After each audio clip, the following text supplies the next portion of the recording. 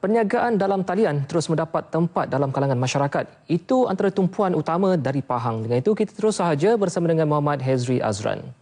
Silakan Hezri. Terima kasih rakan penyampai di Angkasa Puri. Apabila berbicara mengenai laman media sosial, Facebook lah antara rangkaian media sosial paling popular di kalangan pengguna laman maya.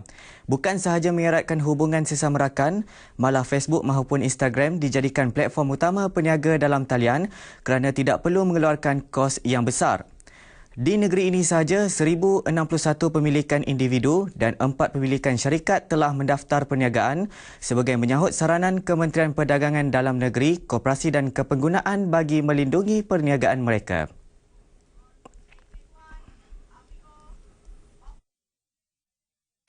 Seorang peniaga dalam talian, Nur Azira Hasim berkata, Facebook dan Instagram merupakan ruang yang banyak membantunya untuk mengembangkan perniagaan biskut jenama ketuk-ketuk Aidilfitri.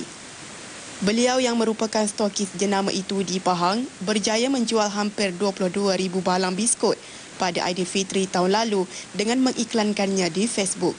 Kebiasaannya, biskut-biskut tersebut akan dihantar menerusi pos laju dan pelanggan hanya perlu menambah RM10 bagi setiap kilogram.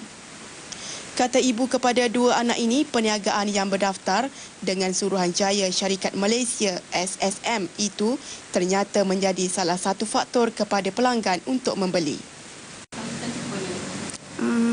Sambutan dari kalangan orang yang tak dikenali pun sangat menggalakkan sebab dia orang pun tahu produk-produk yang kita iklankan dan kita maknanya kita promosikan tu pun kawan atas kawan. Kadang-kadang daripada like dia orang tu benda tu jadi viral.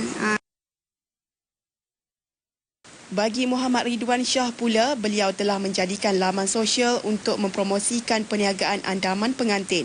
Anak muda dari Felda Bukit Kuantan ini menawarkan perkhidmatan andaman, busana dan pelamin kepada bakal pengantin.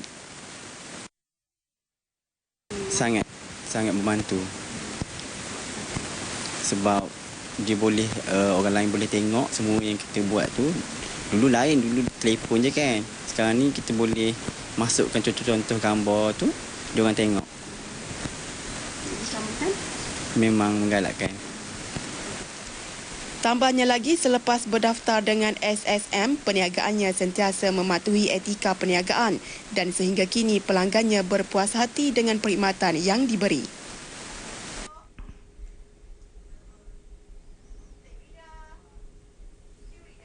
Dalam pada itu, SSM Negeri Pahang berpuas hati dengan sambutan peniaga dalam talian. Ini kerana pendaftaran perniagaan dalam talian semakin meningkat sejak majlis SSM1 dilancarkan tahun lalu.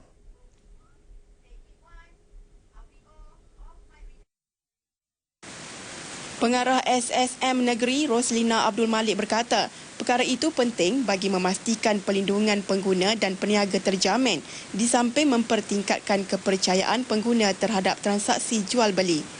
Jika pengguna merasakan diri tertipu, mereka perlu mendapatkan nombor pendaftaran syarikat terlebih dahulu sebelum membuat aduan di Tribunal Tuntutan Pengguna. Nasihat saya untuk peniaga-peniaga online, terutamanya di Pahang,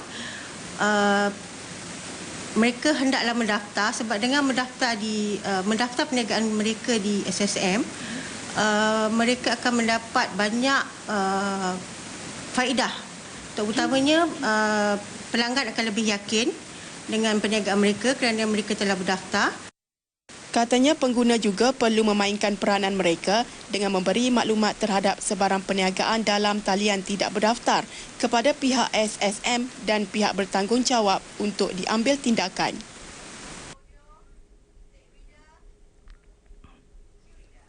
Untuk pendaftaran perniagaan dalam talian, peniaga boleh melayari website SSM di www.ssm.com.my atau lengkapkan borang A di kaunter SSM berhampiran. Fokus berita itu tadi mengakhiri paparan dari negeri Tok Gajah. Kembali bersama rakan penyampai di Studio 3 untuk berita seterusnya. Silakan.